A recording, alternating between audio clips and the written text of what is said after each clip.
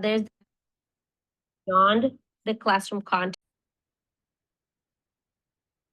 All right, so we're going to talk about understanding by design for diverse learners. So what we call the UBD, curriculum design framework, is what we're going to talk about right now. So understanding by design, the UBD is a curriculum framework that emphasizes teaching for deep understanding and transferable learning. This document explores how UBD can be effectively implemented to support diverse learners, including ELLs, students with disabilities, and those from various cultural backgrounds. Strategies such as differentiated instruction, formative assessments, and culturally responsive practices are highlighted. So I created this document and I'm just gonna share that with you, and I'm excited because sometimes we're like, oh yeah, we know UBD, UBD, UBD here, UBD there, UBD everywhere. And you're like, what is it again? So here we go. Let's talk about that. So at its core, understanding by design is designed to create inclusive learning experiences that cater to diverse learners. That's basically what it is. The framework's emphasis on backwards design, where desired learning outcomes are established first. So you think about what they want to learn, what you want them to learn at the end, and that's how you start, okay? You plan with the end in mind. Encourages teachers to plan lessons and assessments with all students in mind from the outset, from the beginning, right? Universal Design for Learning, UDL, principles, which provided multiple means of engagement, representation, and expression, are closely aligned with UBD and support diverse learning styles. So the first thing about the UBD is the backward design, okay?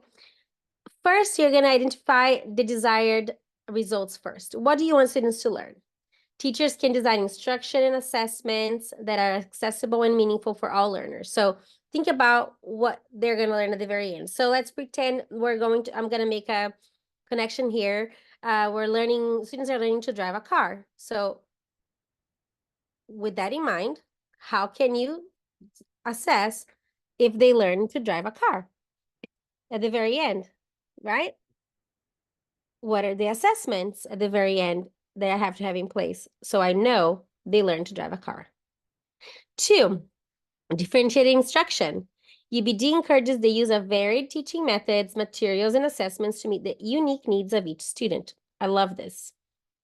More is more here, right? The more you can provide, the better. 3, universal design for learning. The universal design for learning principles, which are complementary to UBD, provide multiple means for students to engage with content, receive information, and demonstrate their understanding. So we're going to talk about all this together. So the backwards design, differentiated instruction, and the universal design for learning all together because of the UBD, okay?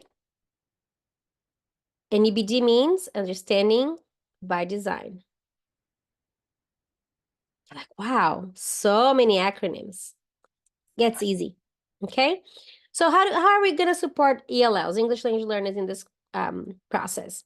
So we have a scaffolded instruction, right? So ELLs face unique challenges in the classroom, right? Because they're trying to simultaneously acquire a new language and at the same time acquire content knowledge. They're trying to develop their language proficiency at the same time they're learning that content that you're teaching. It can be super challenging sometimes, right? UBD provides a framework for supporting these learners through targeted strategies and purposeful planning. So your scaffolded instruction will be using visual aids, graphic organizers, simplified texts to help the ELLs access the curriculum and build comprehension. Those are some of the strategies that you can write down right now so you don't forget. 2, language objectives at the bottom right there. Incorporating language goals alongside the content objectives ensures that ELLs are developing their language skills while learning academic content. So now we are using the WIDA standards, right? In 10 years, who knows what we're going to be using? right? They're going to change the names up of all those standards, and it's going to be pretty much the same thing, same idea, I'm going to assume, because I don't think teaching language and content will change, because that's just how we learn language. That's how we learn, like, as humans, right? So be assertive, be a leader, get that work started right now, get to understand how to teach your content and your language, like how those two things go together. And the language, you're going to have to learn about each student and see how you can help them at different levels as you teach your content. Okay, that's what this is about. Collaborative learning, you're going to provide group work, peer interactions to create opportunities for ELLs to practice their language skills in a supportive environment, while also fostering social-emotional development. So social-emotional learning is super important, okay? 10 years ago, nobody talked about this. Now, we need to, because it's something that we can't ignore anymore, right? When you're not feeling that you're part of that classroom, that you're part of that environment, you don't want to learn, you don't want to be there. So that social emotional development is really important. Feeling of belonging, feeling that you're part of that, group of, learners, that community is really important. So collaborative learning is at the core of learning and success for ELLs. And then the last piece at the bottom I have here is cultural relevance. Incorporating students' cultural backgrounds and experiences into curriculum makes learning more meaningful and engaging for ELLs, promoting a sense of belonging and motivation. Yeah, of course. If, for example, I'm from Brazil, if any of the people I know would talk more about my country, I would be so happy, because we would make a connection right away. But a lot of people don't really, either think about it or know about it, or so it's not something that we bond over. But if you as a teacher, you know more about that student's background, bring it up, bring things that have to do with that country, texts or ideas, or wrap your literacy around those topics, wrap your units, make that connection with that student, right? Bring that into your curriculum, right? To make it meaningful and engaging. Whatever it takes, right? Do whatever it takes.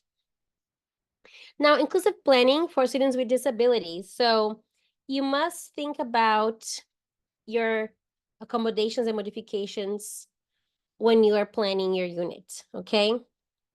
Number one, to meet those diverse learner goals, you have to, number one, align with IEP goals. Unit objectives should be aligned with the individualized education plans, or what we call IEPs, of students with disabilities, ensuring their specific learning needs are addressed. So while you write your unit, think about the student or students you have in your room that might need you to write something specific for them. Off to the side, you have your main, objectives for that unit or that week, and then you have a little other side note right there for that particular student. What is that particular student's goal be for that unit? You're talking about planning the whole unit at first with the end in mind, then you also do that for that particular student or students, okay? 2, utilizing flexible grouping for different strategies, cooperative learning groups, peer tutoring, providing them more opportunities to learn. So students with disabilities oftentimes will thrive when there's different ways that they can learn, different modalities of learning. So peer-to-peer, collaboration, cooperative learning groups, working with other classmates too, okay? 3, integrate assistive technology, such as text-to-speech software, speech-to-text apps, alternative input devices. Make it work, right? Make it interactive, have like books that will read to them. There's so many different like apps and software that, districts already purchased for you. You just have to ask around and know what to use, okay? 4, provide accessible materials. So different formats such as audio or large print or digital versions, ensuring that everyone can access the content regardless of their specific disabilities. You might have a student that might not be able to read, or a student that can barely, hear. There's so many different, disabilities. These are just two that came to mind for my example right now. But be always prepared to modify your materials, okay? And then think about, like, you were gonna create a unit with the end in mind. You need to know what your summative assessment is gonna be like, but also the formative assessments throughout the way. So what is the role of those formative assessments to give you information throughout the unit? So you're going to monitor for progress of the students. You're going to inform your instruction this way. You're going to provide feedback to students, and you're going to encourage reflection, self-awareness, so they can be responsible for their own learning and process of learning. So all that will be embedded within that UBD framework. Okay, so diverse learners can have that time to really receive that support. You give them feedback, but then they also can reflect on how they can do it differently, which is really important as you get your instruction on point, as you're getting informed by all those new things, right? All the new information from the assessments. And then we have this next important part. How to create a culturally responsive curriculum. You're like, oh my goodness, that's the $1 million question. I should have started this session with, do you want to know how to create a culturally responsive curriculum? Oh my gosh, I should totally have started this with that. Instead, here's the $1 million question, right? So here are some ideas for you on how to do that. So first, the content selection, right? You need to choose materials and resources that reflect diverse cultures and experiences of students, such as literature, media, primary sources from a variety of perspectives. So your content needs to be culturally responsive. Literature, media, primary sources from different perspectives. Okay, that's number one. Because you're trying to value and incorporate their backgrounds and experiences into your teaching. So 2, inclusive practices, designing learning activities that respect and incorporate their different cultural perspectives, promoting critical thinking, and fostering a sense of global awareness. So that's also a big idea. What does that mean to you in your context? If you need to pause this video at any time, you can pause and think. What does that mean in your context?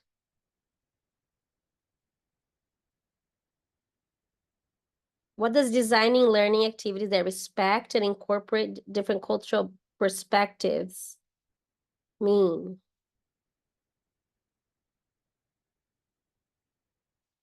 Third point is community involvement, engaging with students, families, and communities to bring authentic cultural experiences into the classroom.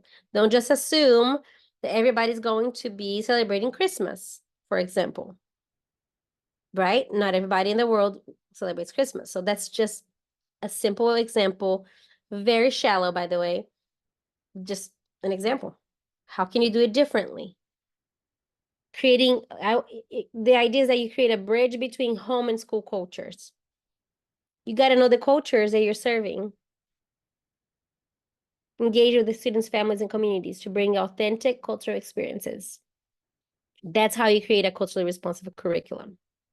And 4, I was going to say 3 again, 4, critical exploration. Encourage students to explore and question cultural assumptions and perspectives within the curriculum. Ask the difficult questions, foster a deeper understanding of diversity, and promotes social justice. Ask them those questions, the cultural assumption questions.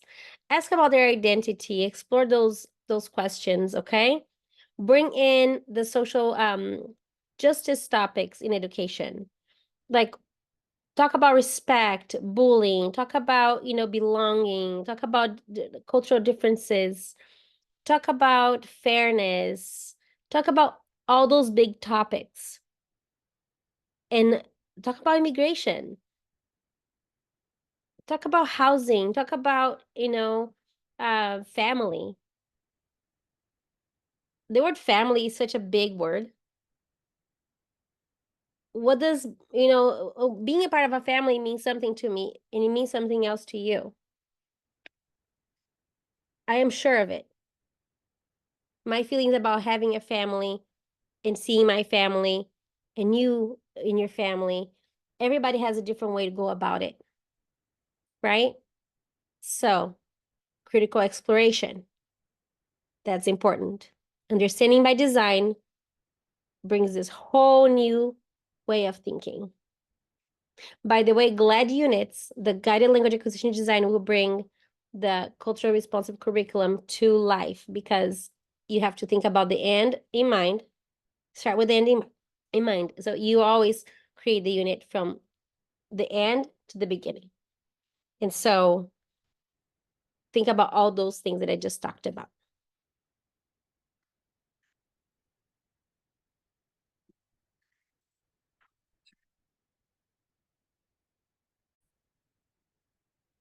Then how do you do this? Overcoming implementation challenges. So when you're starting to work with the understanding by design process, there are so many different things. You're like, I can't do it. There are time constraints. Those are my challenges.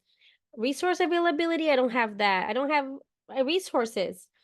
How can I balance standardized testing time? There's so much of that. And then professional development, I don't know how to do it, right?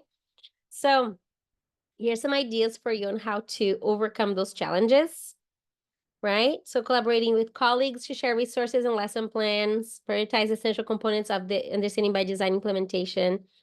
Resource availability, if you don't have resources, so seek out grants, utilize open educational resources, or what we call OERs, right? Leverage community partnerships to access diverse materials and supports. A lot of businesses will help out. A lot of, community members will help out. You would be surprised, okay? And then standardized testing, well, aligning UBD units with testing standards to ensure that both deep understanding and test preparation are addressed is always a good idea. So we're going to plan your next year ahead that way. Then you have professional development, participating in ongoing PD to enhance your skills in differentiated instruction, culturally diverse, responsive teaching, diverse learners, right? And understanding by design implementation. So if you want to know more, it would be great to be part of some professional development in this area to know more and be, knowledgeable in depth on how to do it step by step. This is more of an overview video that we can, we can talk more about how to implement it. Absolutely. And last but not least, understanding by design celebrates diversity, right? Through inclusive planning, responsive teaching, culturally sustaining practices, and collaboration and partnership. So if you were thinking, oh, maybe I'll never do this, think twice. I think it's a great idea, okay? Thinking with the end in mind, knowing where students are headed, it's kind of like if you're gonna go on vacation and say, I wanna go on vacation, I'm gonna go to the beach. Okay, that's good. You're going to the beach. But if I ask you which one, and you're like, not sure yet, you're most likely not gonna get to that beach because you don't even know where it's at. If I tell you I'm gonna go on vacation, I say, where to? You're like, I don't know. You're probably not gonna go on vacation. You don't know your direction. So UBD is the same thing. It's going to help you focus on where to go. So by knowing where you're headed with your teaching, by knowing that from the beginning, you will know right away where you're headed. Your students will know where they're headed. They're most likely to get there for sure. It's like, I'm gonna go on vacation. Where to? Ooh, I'm gonna go to Hawaii. Oh, when? In July. In July, oh, on July 12th at 5 p.m. is my first plane. Okay, so now we're talking. Now you have a date, a time of the day, you have a plane ticket. That's UBD for you. You know exactly what you're doing, when you're doing it, how you're doing it, and you get it done. That's the same with teaching. Be purposeful, know where you're headed, and guide students through the process. But I want to go to Hawaii with you. Okay, I'll get you a ticket, right? That's easy. It's like you got a new student in your classroom. You know you're going to Hawaii. You just have to accommodate and make sure that that student also follows the plan so he or she can go to Hawaii with you. Get it? It's easy. It's that easy. But if you don't know where you're going, you just know you're going, you really are not going anywhere. You're just there. Okay? So, inclusive planning, responsive teaching, collaboration and partnership, and culturally sustaining practices, that's at the core of the understanding by design framework. Okay? I really love that you watched this video all the way through. I hope that I helped you have a little bit of, a little more understanding of what it's like, of what it should be, inspired you to, want to teach more and better, and that you have become a more reflective teacher after watching this video. Thank you so much, and I'll see you next time.